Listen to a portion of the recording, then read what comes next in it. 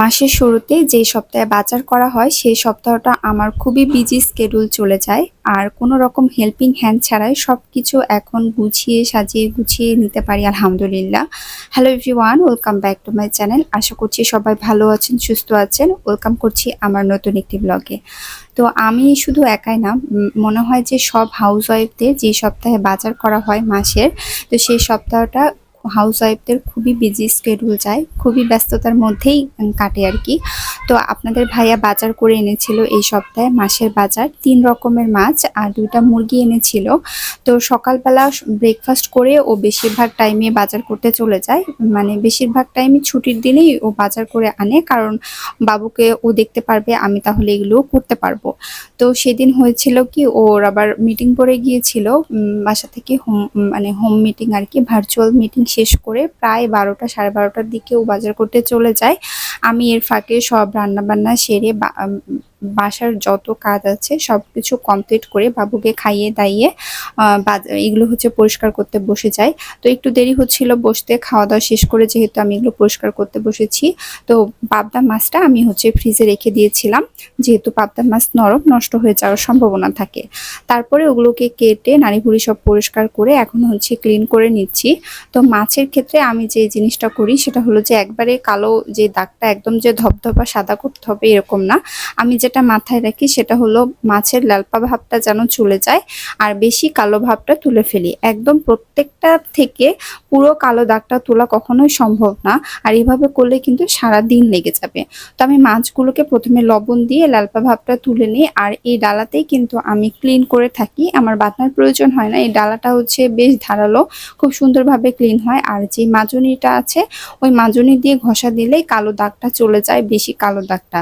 আর যখন আমি হচ্ছে প্যাকেট করে রাখবো, পলি ব্যাগে করে রাখবো রান্না করার আগে, তখন আরও একটু ক্লিন করে নিলেই কিন্তু ওই কালো ভাবটা আর থাকে না। সো আমি মাথায় এরকম কোনো টেনশনই আনি না যে আমাকে সব কালো দাগ দূর করে দিতে হবে। আর শিং মাছটা যেহেতু জ্যান্ত ছিল, যার কারণে আমি হচ্ছে শিং মাছে কিন্তু লবণ দিয়ে রেখেছিলাম, এতে করে শিং মাছগুলো তাড়াতাড়ি মরে যায় আর কাটতেও খুবই সুবিধা হয়। আর পলি ব্যাগ, যেহেতু আমরা 2জন মানুষ, খুব অল্প অল্প পিস করে রেখে দিতে হয় পলি ব্যাগগুলোতে, যেহেতু বেশি যেন পলি ব্যাগ নষ্ট না হয়। আমি মাঝখান থেকে বড় পলি ব্যাগগুলো কেটে 2টা ভাগ করে নিই, তাহলে পলি ব্যাগও বেশি নষ্ট হয় না আর অনেকগুলো এভাবে প্যাকেট করা যায়। আর বাবুর জন্য আমি জিপলক ব্যাগে পাঙ্গাস মাছের পিসগুলো যেগুলো পছন্দ করে, যেমন পেটি, তারপরে হলো তেলালা যে পিসগুলো, সেই পিসগুলো আলাদা করে রেখে দেই। যখন ওকে খাওয়াবো আমাকে এক্সট্রা করে আর খুঁজতে হবে না যে কোথায় ওর মাছ, ওর এক্সট্রা করে একটা প্যাকেটে আমি জিপলক ব্যাগে রেখে দিই এভাবে।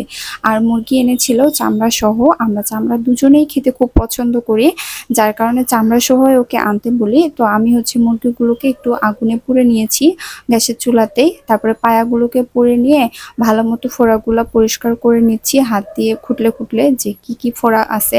আর পায়াগুলো হচ্ছে ভালো করে পুড়ে উপরের চামড়াটা তুলে ফেলতে হয়। তারপরে আমার রিকোয়ারমেন্ট অনুযায়ী যেভাবে যেভাবে খাবো সেভাবে আর কি পিস পিস করে নিয়েছি। এখন আমি পলি ব্যাগ করছি, মাছ যেভাবে সিস্টেম করে পলি করছিলাম এটা ওভাবে, যে পলি ব্যাগগুলো যেন বেশি নষ্ট না হয়, মাঝখান দিয়ে কেটে একটা পলি ব্যাগ দিয়ে 2টা প্যাকেট করা যায়, এভাবে আর কি করেছি। এগুলো করতে করতে আমার অনেক টাইম লেগে গিয়েছে, এর মধ্যে তো বাবুর যন্ত্রণা আছেই। ও তো বাজার করে এসে একদম হাঁপিয়ে গিয়েছিল, খাওয়া দাওয়া করে ও আবার একটা কাজে চলে যায়। তো বাবুকে দেখারও কোনো চান্স ছিল না, যদিও আমার বোন বাসায় ছিল, কিন্তু ও হচ্ছে অসুস্থ, তো ওকে বাবুকে দেখার মতো কেউ ছিল না। ও আমার কাছে আসতেছিল, খাইতে চাচ্ছিল, ওকে আবার খাওয়াচ্ছিলাম। তো সবকিছু ম্যানেজ করে এগুলো করতে হচ্ছিল। ও যখন ছোট ছিল তখন দেখা যাচ্ছে যে একদিন মাছ আনতো বা একদিন মুরগি আনতো, এভাবে ম্যানেজ করে নিতাম। এখন একই দিনে আনা হয়, একটু বড় হয়েছে, ওকে একটু বুঝিয়ে শুনে রাখতে পারি, কষ্ট হলেও ম্যানেজ করতে পারি আলহামদুলিল্লাহ। তো এগুলো করতে করতে আমার বিকাল 5টা বেজে গেছে, বাবু ততক্ষণে ঘুমাই গেছে। আর হচ্ছে এগুলো পরিষ্কার করে আমি তারপরে গোসল করে নিয়েছি। আর ওই দিন আর এনার্জি ছিল না যে আমি গ্রোসারি আইটেমগুলো সাজিয়ে রাখবো। তো সকালবেলা ঘুম থেকে উঠে বাবু ওঠার আগে এগুলো সবগুলো রিফিল করে নিয়েছিলাম, গ্রোসারি যা যা আইটেম ছিল। সংসারকে ভালোবাসলে না আসলে সবকিছু করা শিখে যায় মেয়েরা। একটা সময় আমি কিছুই করতে পারতাম না, না মাছ করতে পারতাম না মুরগি, এখন সবকিছুই করতে পারি, সবকিছুই পারফেক্ট ভাবে করতে পারি। আজকের ভিডিওটা এই পর্যন্তই, সবাই ভালো থাকবেন, আল্লাহ হাফেজ।